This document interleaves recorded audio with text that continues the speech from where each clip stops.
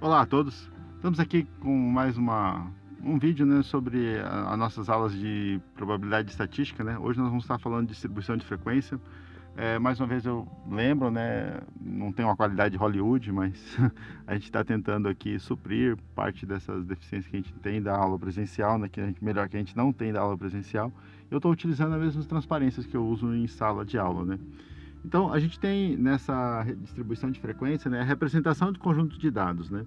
Então, frequência relativa, frequência acumulada, né, a representação gráfica será os histogramas, né? E hoje nós vamos ver como é que a gente constrói essa distribuição de frequência a partir dos dados da amostra ou da população. A organização dos dados é muito importante para você agrupar eles, arranjar eles de forma que você possa entender melhor o que está acontecendo, né? A mesma faixa etária, a mesma finalidade, a mesma escola, mesmo bairro, essas coisas são algumas das informações que a gente pode utilizar para organizar esses dados, né? É claro que uma boa organização de dados vai te dar uma boa interpretação do que está acontecendo, né? Então eles podem ser resumidos em tabelas, em gráficos, e a partir desses podemos obter estatísticas descritivas já definidas, média, mediana, a gente vai ver ainda os quartis, os percentis e assim por diante. Os dados organizados ou em grupos de categorias são usualmente designados de distribuição de frequência, certo? Uma distribuição de frequência é um método de agrupar os dados em classes, de modo a fornecer a quantidade ou a porcentagem de dados em cada classe. Com isso, a gente consegue resumir e visualizar o conjunto de dados sem precisar levar em conta os valores individuais. Então, uma distribuição de frequência absoluta ou relativa deve ser apresentada em tabelas e gráficos.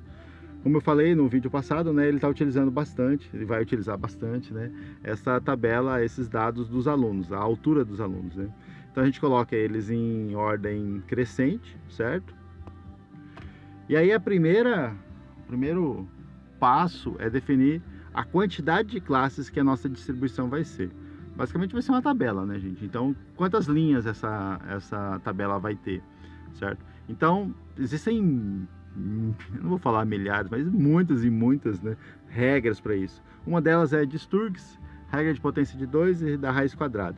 Tudo isso leva em conta o número de elementos que nós temos para distribuir, ou seja, o número N, o número de elementos que a gente tem lá. No caso da tabelinha de altura, a gente tem 18 alunos, 18 alturas, esse N então seria igual a 18. Bom, a regra de Sturges, 1 mais 3,3 log de N, K, esse K é o número de classe que a gente está procurando, né? É o menor valor inteiro, tal que 2 elevado a K seja maior que N. A gente vai ver isso. E a raiz quadrada de N também serve com A. É claro que K tem que ser um número inteiro, tá, gente? Precisamente um número natural, ou seja, vai ser maior que zero, né? E, com tudo isso, bom senso, né? Garanta observar que os valores se distribuem, né? Bom, na regra de estudo, se a gente tiver, vamos supor lá, 25 elementos, ó lá, de 24 a 46, a gente vai ter 6 classes. Na regra de potência de 2, a gente tiver 25, vai estar entre 17 e 32, vamos ter 5 classes, uma classe a menos, né? E o bom senso, até 50, 5 classes, não muito mais que isso, e assim por diante, certo? Então você vai ponderar sobre isso. Por exemplo, se a gente fosse fazer classes sobre idade, de 10 em 10 é interessante, de 0 a 10, de 10 a 20, de 20 a 30, de 30 a 40. Tem regra para isso? Não, não tem, né? A altura de 10 em 10 centímetros é interessante, certo? Porque fica melhor, parece que é melhor interpretado e assim por diante. Então o bom senso vai nos dar essas visões diferentes, certo? Beleza. A amplitude das classes, basicamente, é quando eu tenho o número de classes, certo? Aí eu vou pegar a amplitude do conjunto de dados, o L maiúsculo aí, vai ser o valor máximo menos o valor mínimo, né? E eu pego e divido por K, que eu encontrei anteriormente, certo? Beleza, então, e aí eu vou ter então eu vou ter os limites da classe. A gente vai já entender rapidinho quando a gente chegar lá na classe lá. Basicamente então, aonde uma classe começa e onde ela termina, certo? Começa do limite mínimo, mais esse H agora que a gente acabou de determinar, certo? E aí você vai subindo, subindo, subindo e assim por diante, certo? O limite das classes, né? Em geral se pega de um valor fechado até um valor aberto. Lembra lá daquelas bolinhas, bolinha fechada, bolinha a bolinha fechada, a bolinha aberta lá das intersecções, lá da matemática, lá da 8ª série? Então, é basicamente essa a ideia, né? É quando eu tenho um valor, mas não é o valor para mim, é pertinho dele, né? Para quem usou lá, trabalhou lá em cálculo lá também, as derivadas e os limites, a ideia, o conjunto da ideia é a mesma, certo? Bom, determinação das frequências de cada classe consiste basicamente em agrupar os dados em cada classe conforme os valores deles, né? E depois que a gente fizer isso, a gente pode fazer o histograma, que vai traçar esse gráfico aí.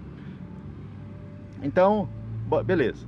Com o exemplo que a gente tem das alturas, 1,60, 1,69 e tudo mais, a gente vai determinar o número de classes. Nesse caso aí, se o n é 18, aplicando a regra de Sturges, a gente tem número de classe igual a 5. Isso significa que a amplitude do conjunto é 1,88 menos 1,60, né, dá 0,28. É claro que eu tenho que sempre considerar, né, a melhor representação dessa classe, né?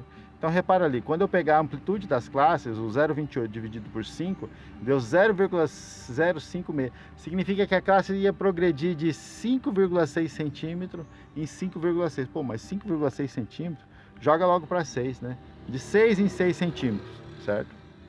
Beleza. E essa arredondação, esse arredondamento que a gente fez de 5,6 centímetros para 6, né, vai me dar uma sobrinha, certo? No caso aí, repara ali que o 1,90 está um pouquinho maior que o 1,88, que é a minha altura máxima, né?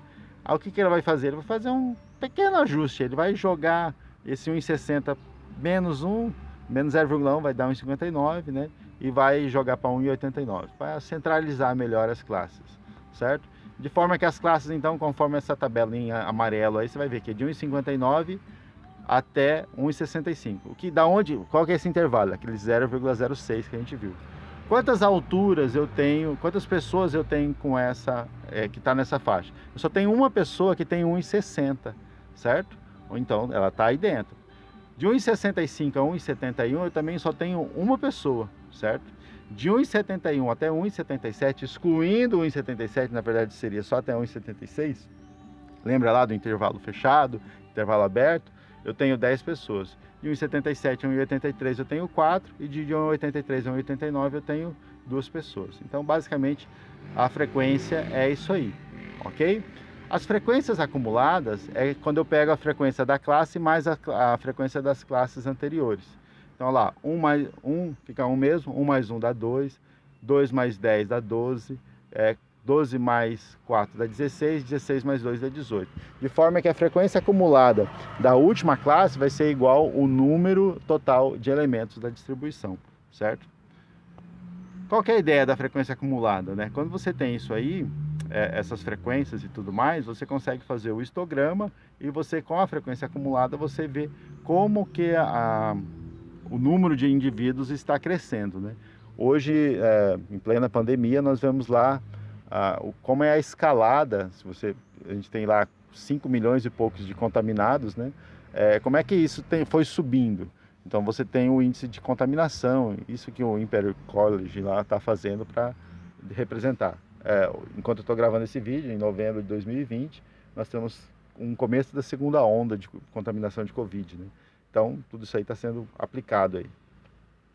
A distribuição de frequência, histogramas e polígonos de frequência são todos relacionados. A partir da distribuição de frequência, que é você separar por classe, você colocar quantos elementos tem em cada classe por frequência, você cria o histograma, você cria o polígono da frequência, como você pode ver aqui.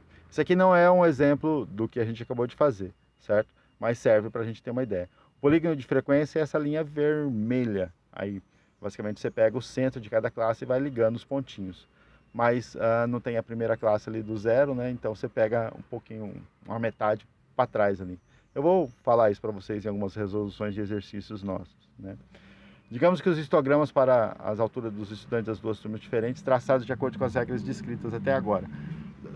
Você vai ter coisas diferentes, né? Então, temos que tomar cuidado para comparar coisas diferentes com alturas diferentes, tempos diferentes e assim por diante, certo? Então, o problema com essa regra de construção é que o histograma construído é específico para um conjunto de análise. Ou seja, o histograma ele é para aqueles dados, né? Ah, se eu trocar de dados para outra turma, não sei o que, pode dar outra coisa, não dá para comparar direito, né? Para fazermos análises comparativas de conjunto de dados diferentes, as classes devem ser as mesmas. Ou seja, se eu comecei com 1,59 e foi até 1,65, para outra turma também tem que ser 1,59 e 1,65. Só que, em geral, quando você vai construir para outra turma, você não tem um histórico, não dá para comparar tanto assim, né? Ou seja, devemos então utilizar algum conhecimento prévio da área de estudos para definir um intervalo aceitável. Por isso que eu estava falando lá, de repente a altura, usar de 10 em 10 centímetros, seria mais interessante, né?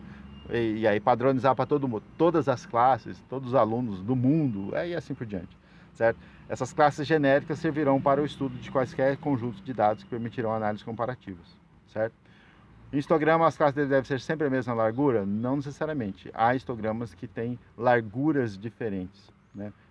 Bom, outros tipos de gráfico, né, são o gráfico em pizza, todo mundo conhece, né? Então a gente pega, em geral, a frequência relativa, ou seja, 1 dividido por 18 e multiplicado por 100 dá 6%.